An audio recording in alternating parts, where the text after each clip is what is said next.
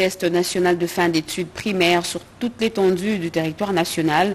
Plus de 2 millions d'élèves finalistes ont affronté pour la deuxième et la dernière jour les épreuves de mathématiques et de culture générale. 5e prorogation de l'état de siège en Ituri et au Nord Kivu à la Chambre basse du Parlement. L'heure est à l'évaluation approfondie. La commission défense et sécurité a entamé les travaux ce vendredi. Quelle procédure pour les infractions de droit militaire congolais? Comment dire le droit pour cette justice spécialisée? Dans ce journal, nous allons feuilleter avec vous l'ouvrage de maître Franck Moulenda intitulé « Les commentaires du droit pénal militaire ». Et comme chaque vendredi, la tradition a été respectée. Le gouvernement a tenu sa réunion du Conseil des ministres présidée par le chef de l'État. Plusieurs points ont été évoqués. Voilà pour les titres. Mesdames et messieurs, bonsoir et merci d'avoir choisi la RTNC pour vous informer. 42 quartiers en milieux ruraux et périurbains viennent d'être éclairés et c'est le président de la République, Félix-Antoine Tshisekedi Tshilombo lui-même, qui a procédé au lancement de cet éclairage public à Mikondo. Nous allons vous proposer les détails dans nos prochaines éditions. Le chef de l'État tient à faire respecter scrupuleusement la réglementation économique et à déployer tous les efforts nécessaires à la préservation du pouvoir d'achat de la population, tant sur le plan conjoncturel que structurel. Félix-Antoine Tshisekedi Tshilombo l'a signifié au ministre de l'économie nationale Jean-Marie Kalumba Youma alors qu'il le recevait dans son bureau de la Cité de l'Union africaine. Ce warrior de l'économie a eu tout le soutien du chef de l'État dans son combat du juste prix. Pierre Kibambiso Moïsa.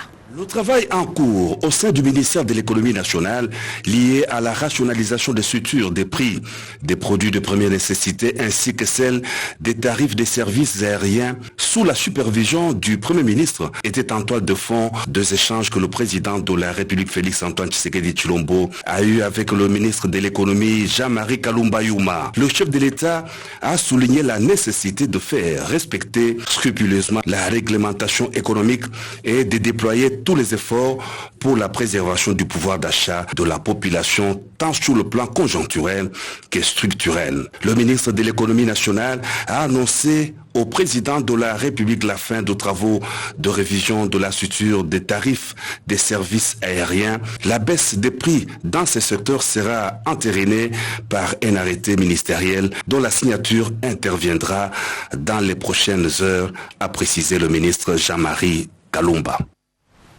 Sandoa soutient le programme de développement de la RDC selon la vision du chef de l'État. Les notables de ce coin, de ce territoire de la province de Lualaba expriment également leur gratitude à Félix-Antoine Tshisekedi Tshilombo pour avoir élevé l'une des leurs, Adel Kaïnda, comme ministre d'État, ministre du portefeuille. Une forte délégation des notables des Sandoa est allée dire de vive voix au président de la République, Kibambiso Moïsa. Sincères et vifs remerciements ont été adressés au président de la République Félix-Antoine Tshisekedi Tshilombo par une forte délégation des notables des Sandoa venus de ces territoires du Lualaba profond suite à l'élévation de leur digne fille à la personne de l'honorable Adel Kaïnda au rang de ministre d'État en charge du portefeuille. Ils ne sont pas venus les mains vides. Ils ont remis au chef de l'État quelques cadeaux symboliques. Ce statut que nous avons représente une personne en pirogue. C'est comme quelqu'un qui est de l'autre côté de la rivière. Il cherche qui peut les traverser de l'autre côté. Alors cela signifie la maman princesse était de l'autre côté. On cherchait avec ses colis comment traverser la rivière. C'est pourquoi vous avez été là. Avec votre courage, vous l'avez aidé, vous l'avez élevé. C'est pourquoi nous vous présentons cette pirogue. L'image aussi de l'éléphant, c'est pour dire que l'éléphant a une mémoire qui n'oublie pas. Ouais. Et vous avez la mémoire de la République démocratique du Congo depuis le combat que vous avez mené. Et de deux partout, l'éléphant passe. L'éléphant laisse des empreintes. Alors vous, vos empreintes, ce sont vos réalisations que vous êtes en train de poser pour notre pays. Selon la délégation, il s'agit d'une fierté pour la population du territoire qui se voit honorée par la nomination de celle qu'elle appelle la princesse Adèle Kanyinda Maïna à ses hautes charges d'État. Sandoa réitère son soutien au vaste programme du chef de l'État relatif au développement du pays, atteste la ministre d'État en charge du portefeuille. Nous sommes très très honorés parce que nous venons d'avoir un chef de l'État, le peuple d'abord. Il ne choisit pas seulement le peuple de grande agglomération, il vient de recevoir la population qui vient de l'arrière-pays. Et ça, c'est du premier dans notre pays. Nous allons l'accompagner et il va réussir son action. Le bilan qu'il aura à présenter en 2023 ne sera pas un bilan mitigé. Ça sera un bilan concret, parce que c'est ce bilan qui va lui porter encore à l'étendard pour sa réélection de 2023. Nous l'avions dit au début de ce journal et vous l'avez suivi avant ce journal, 42 quartiers en milieu ruraux et périurbains viennent d'être éclairés et la population de cette partie de la capitale s'est exprimée et surtout a exprimé sa gratitude au président de la République. Regardez. Vu du ciel, on se croirait à l'intérieur du pays. Et pourtant, nous sommes en plein quartier Njili Brasserie, commune de Lantélé à Kinshasa. Connu comme le principal pourvoyeur des légumes d'une bonne partie de la capitale, ces faubourgs de la périphérie nord-est de la capitale vit dans le ténèbre depuis des décennies. Il n'y a ni eau de la régie des eaux, ni électricité de la SNEL.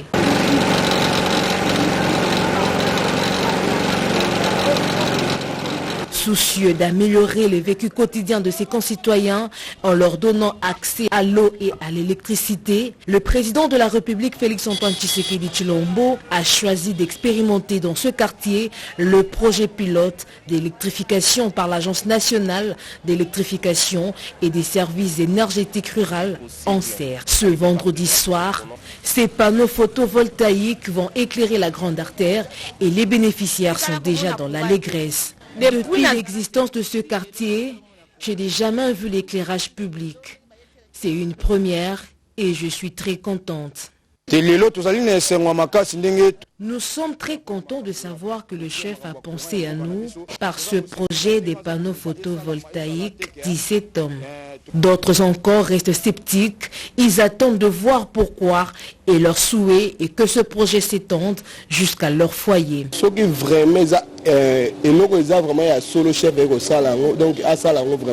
C'est une belle initiative. Mais nous devons voir cela se réaliser avant de jeter des fleurs au président de la République. La population souffre énormément des manques d'électricité et de l'eau potable, dit cet homme. Nous avons besoin de voir nos maisons éclairées, comme sur la route principale. L'obscurité est un frein pour le développement dans cette partie de la ville. Ce projet s'appelle Mwinda Epela.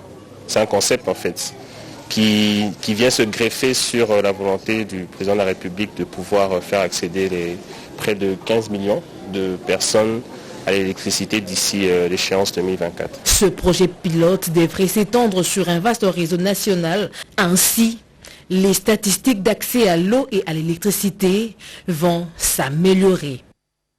Une 5e prorogation de l'état de siège dans les provinces de l'Ituri et du Nord Kivu, il faut remettre la pendule à l'heure. La commission défense et sécurité de l'Assemblée nationale a décidé d'évaluer ce qui a été fait. Le ministre de la Défense nationale et le chef d'état-major général des FARDC étaient devant les députés de cette commission. Rikin Zouzi et Sylvie Moembo ont signé ce reportage.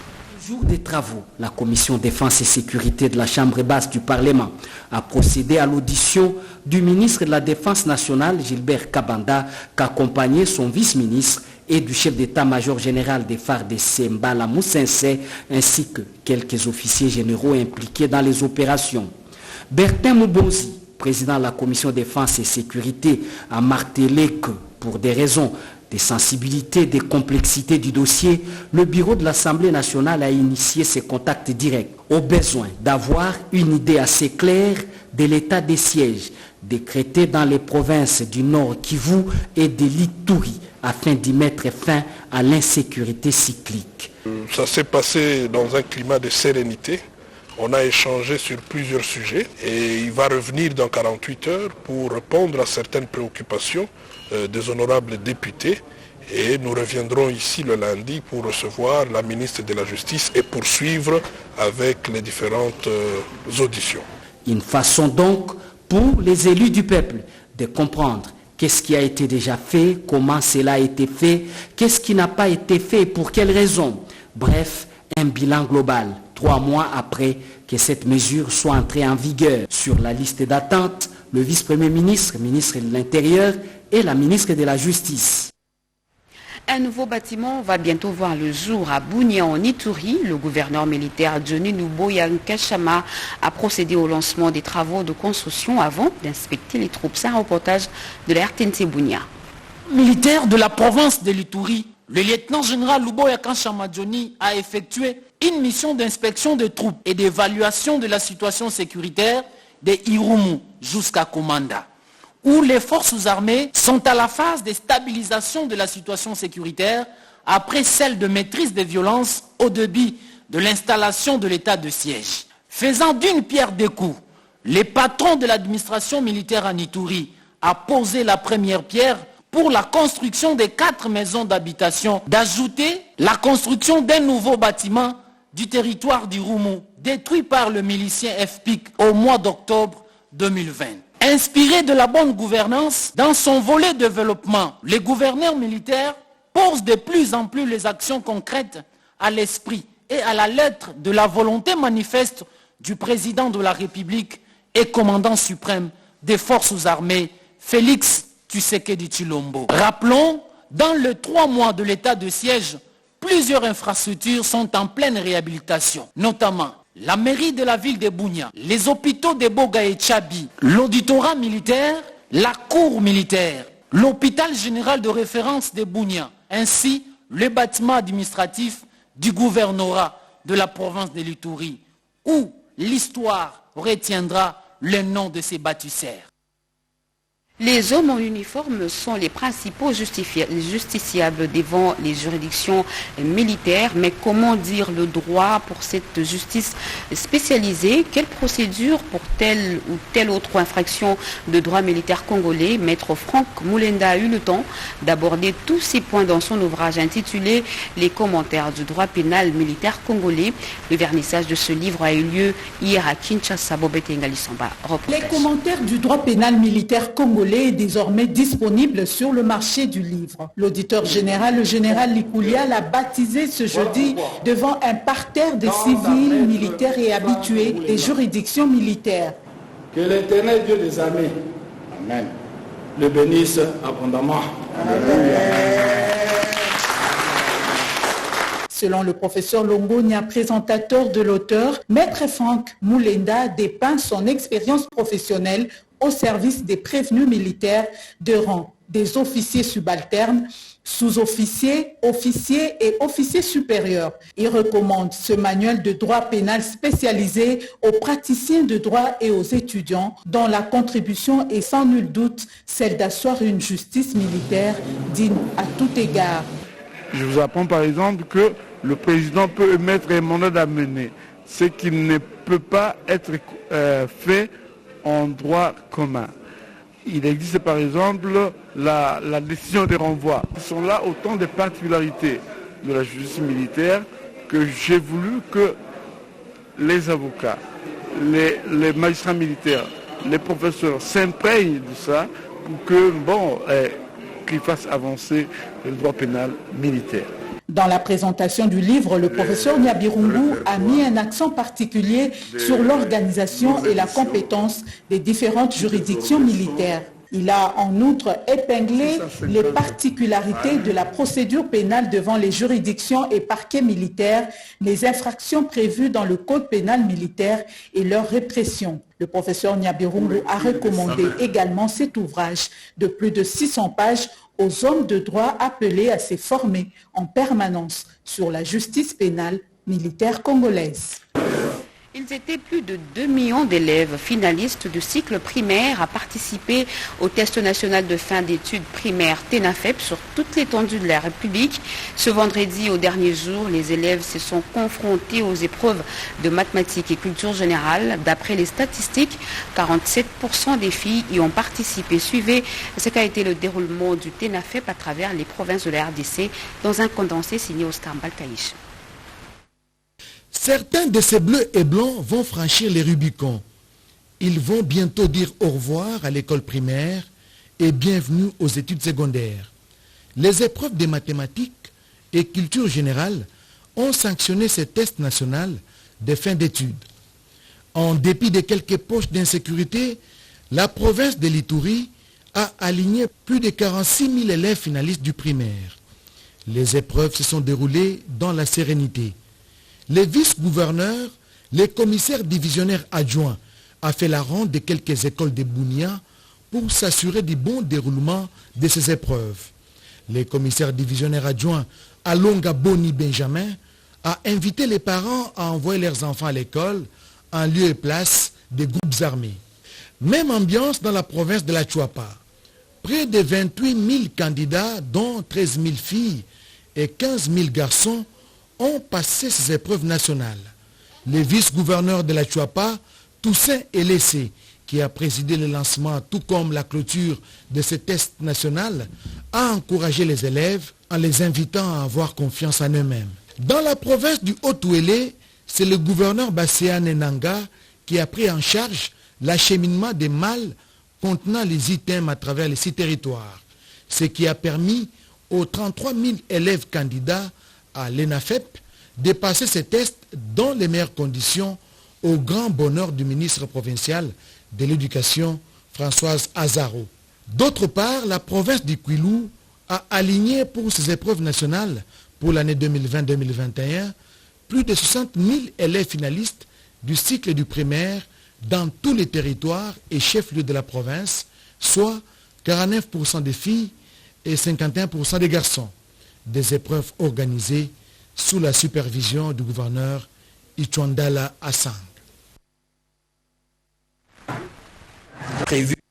Et le Conseil national de la jeunesse aura bientôt une nouvelle équipe dirigeante. La 5e Assemblée générale élective vient de s'ouvrir à Kisantu dans la province du Congo central et c'est le ministre Yves Bonkoulouzola qui a procédé à l'ouverture des travaux. Edith Chala. Chaque 3 ans, la 5e Assemblée générale du Conseil national de la jeunesse a attendu 6 ans pour se tenir. Une réussite qui doit beaucoup au ministre de la Jeunesse et Initiation à la Nouvelle Citoyenneté, Yves Bonkoulouzola. À Kisantu, dans le Congo central, les jeunes des conseils provinciaux venus de toutes les provinces de la République, ainsi que ceux des mouvements associatifs, ont la responsabilité de mettre en place un nouveau bureau du Conseil national de la jeunesse et élaborer une feuille de route pour les 3 prochaines années. En autorisant la tenue de ces travaux, les plus hautes instances du pays ont recommandé que ces activités puissent se passer dans la quiétude et dans la paix. Comme indiqué précédemment, les travaux que nous sommes sur le point de lancer visent premièrement le renforcement des capacités des différents responsables provinciaux, mais aussi les différents leaders de jeunes dans le milieu associatif. C'est pour moi l'occasion aussi de dire merci au bureau sortant qui, pendant 6 ans, ont conduit la destinée de la jeunesse congolaise. À cette cérémonie d'ouverture, plusieurs officiels, parmi lesquels le gouverneur du Congo central, la secrétaire générale à la jeunesse, ont pris part. Des séminaires de mise à niveau et de renforcement des capacités des professionnels des médias seront organisés à Kinshasa dans les tout prochains jours. Le président provincial de l'UNPC en a fait part au président du Sénat. Modeste Bahati a aussi échangé avec une délégation des investisseurs désireux d'œuvrer dans le secteur de la télécommunication. Regardez. Le cahier de charge de l'UNPC Kinshasa et sa nouvelle équipe dirigeante ont été présentés au président du Sénat ce vendredi. La délégation conduite par Jean-Marie Kassamba, président de l'UNPC Kinshasa, a fait part à Modeste Bahati Lukwebo des différents projets liés notamment à l'organisation des séminaires des mises à niveau et renforcement des capacités des professionnels des médias, membres de l'UNPC Kinshasa. Modeste Bahati, qui a toujours eu de bonnes relations avec la presse, leur a dit sa disponibilité. La presse de Kinshasa, représentée par son comité directeur, a vivement remercié le speaker de la Chambre haute du Parlement. Le président du Sénat nous a prodigué des conseils, nous a manifesté de sa disponibilité à travailler avec nous pour échapper à tout ce qui est un fox, mais surtout à la disponibilité de nous aider sur le plan de la logistique. Parce que la presse de Kinshasa éprouve des difficultés. Il nous faut un nouveau siège, il nous faut également accès à l'information. Des réunions sont prévues avec ces services. Et donc, encore une fois, c'est l'occasion de le remercier. Aussitôt après, le président du Sénat a eu un tête-à-tête avec une délégation des investisseurs dans le domaine de la télécommunication, conduite par le directeur général de la SCPT. Didier Mouzete est venu faire part au président de la Chambre haute du Parlement du contrat de partenariat signé entre son institution et la société Elmes Holding. Partenariat qui consiste en l'installation de la fibre optique entre Kassindi, dans la province de Nord Kivu, et la ville de Bukavu, au sud Kivu. Cette société a dans sa gibecière une coquette somme, 35 millions de dollars, pour la réalisation de ce projet et compte également réhabiliter la fibre optique installée entre Kinshasa et Mwanda, dans la province du Congo central. L'Espagne veut renforcer ses relations bilatérales dans le domaine parlementaire avec la République démocratique du Congo. L'ambassadeur de ce pays accrédité à Kinshasa l'a fait savoir au président de l'Assemblée nationale, Christophe Mbosso Kodiampwanga, Sylvie Moembo et Bernard Boto. Jérémy Kiawiti. La République démocratique du Congo et l'Espagne alignés pour renforcer les relations bilatérales. Cette volonté commune a été exprimée à la rencontre entre le président de l'Assemblée nationale, Christophe Mbosso Kodiampwanga, qui recevait Carlos Robles, ambassadeur d'Espagne en poste à Kinshasa pour le renforcement de relations bilatérales RDC-Espagne. Le diplomate espagnol mentionne que c'est une relation très amicale et qui va très bien et en même temps, les efforts sont fournis de part et d'autre pour l'améliorer. On a parlé aussi de la relation bilatérale entre l'Espagne et la RDC qui traditionnellement est une relation très amicale et qui va très bien. De nos efforts pour améliorer la relation, des efforts qu'on fait pour qu'il y ait plus des entreprises espagnoles ici, de possibles contacts entre les deux parlements, le Parlement espagnol et le Parlement de la RDC. Les échanges entre le speaker de la Chambre basse du Parlement et les diplomates espagnols ont également tourné autour de la pandémie de Covid-19. Je dois dire que j'ai été vacciné ici et tout s'est très bien passé. Je suis très content. J'ai déjà un document congolais qui a été reconnu en Espagne. On a parlé de ça, on a parlé des efforts de mon pays pour collaborer avec d'autres pays du monde dans la vaccination. Le président de l'Assemblée nationale, Christophe Mbosso, s'est pour sa part montré très intéressé d'examiner ensemble toutes ces possibilités de renforcer davantage la coopération entre les deux États. Une délégation des parlementaires congolais séjourne en Zambie, conduite par le premier vice-président de l'Assemblée nationale, Jean-Marc Kabound. Cette délégation, au premier jour, a visité le mausolée des anciens chefs d'État zambiens. Regardez. C'est ce jeudi 5 août 2021 que la délégation de la République démocratique du Congo, conduite par le premier vice-président de l'Assemblée nationale, l'honorable Jean-Marc Kabound, est arrivée à Lusaka en Zambie pour une mission d'observation des élections présidentielles, législatives et locales qui se dérouleront le 12 août prochain. Accueilli à l'aéroport international Kenneth Kaunda de Lusaka par une délégation de l'ambassade de la RDC en Zambie, la Corporation des médecins congolais et 3 représentants de la fédération UDPS Zambie en tenant compte des mesures barrières. Cette mission se déroulera pendant 10 jours et la délégation des élus de la RDC est constituée des députés nationaux et sénateurs, membres du Forum, des parlements des pays membres de la Conférence internationale sur la région des Grands Lacs.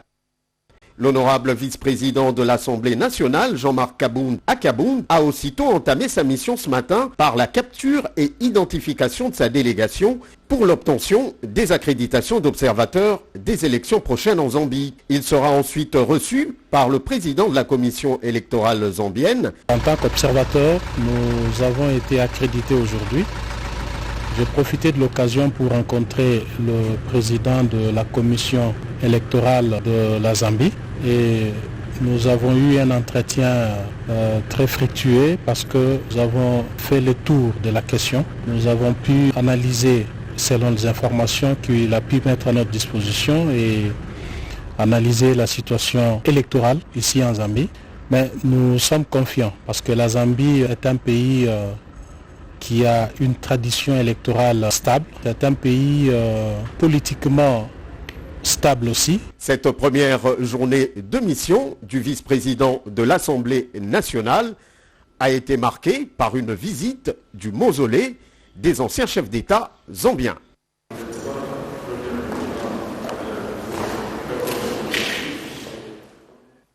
Et en visite à Kinshasa, Idriss Mangala, le gouverneur intérimaire de la province de Maniema, a échangé avec le ministre de l'économie nationale Jean-Marie Kalumba.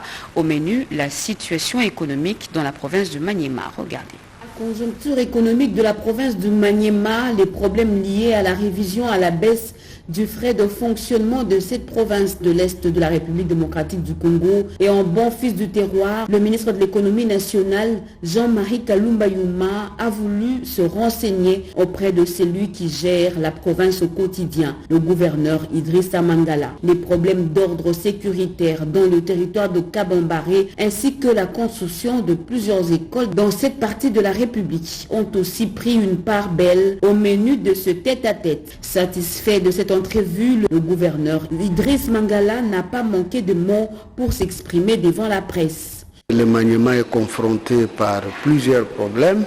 En tant que fils du terroir, d'abord nous avons parlé, nous sommes entrés dans les problèmes qui concernent l'économie de la province de Maniema. Il a été attentif et il m'a beaucoup écouté. D'abord à ce qui concerne le frais de fonctionnement de la province du Maniema qui a été revu à la baisse. Il a dit et il a appelé immédiatement, il vient de trouver la solution. Ce qui posait problème à ce qui concerne les frais de fonctionnement, il a appelé son collègue le ministre des Finances ainsi que le ministre du Budget, il a trouvé solution. Et à ce qui concerne le problème de la sécurité, parce que chez moi j'ai organisé une caravane de la paix pour ramener la paix dans le territoire de Kabambare. Il m'a appuyé à 100% et il a insisté qu'il va m'accompagner jusqu'au bout, jusqu'à ce que la paix sera rétablie dans le territoire de Kabambare. Les échanges entre deux fils de Maniema ne peuvent servir qu'à trouver des solutions aux différents problèmes qui minent le développement du Maniema. Déterminé à avoir un personnel aguerri et compétitif, le directeur général intérimaire de la RTNC, Freddy Moulumba, poursuit avec la série de formation des agents et cadres de ce média public. Une équipe des journalistes reporters vient de finir sa formation. La cérémonie de remise de brevet a eu lieu aujourd'hui. Edith Chala.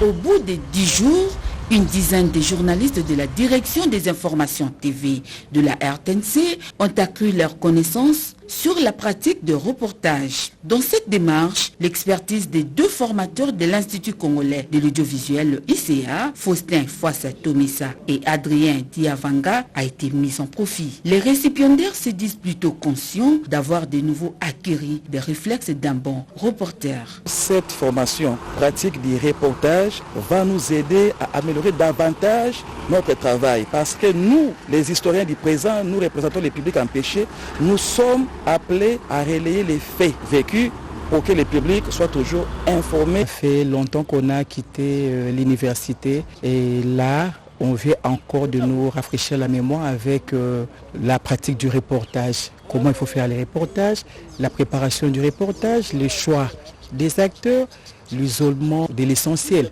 Un pas vers l'excellence, a dit le directeur général à l'intérim de la RTNC, Freddy Moulumba Kabouayi, initiateur de cette série de formations. Vous êtes mieux formés et cette fois-ci on verra autre chose dans les reportages. Nous pensons que ce sont les meilleurs qui pourront faire de bons reportages pour que l'image de notre entreprise change.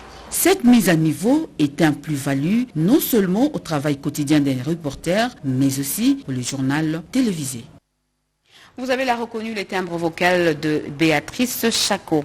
La famille Ernest Kabila Ilunga informe les agents et cadres de la RTNC a mis connaissance qu'un culte d'action de grâce pour la levée du deuil d'Ernest Kabila Ilunga est prévu ce samedi 7 août 2021 à 14h, lieu église luthérienne au Congo, 6 avenue Boukama numéro 180 dans la commune de Lingwala. Fête à Kinshasa le 5 août 2021 pour la famille Marceline Kabila.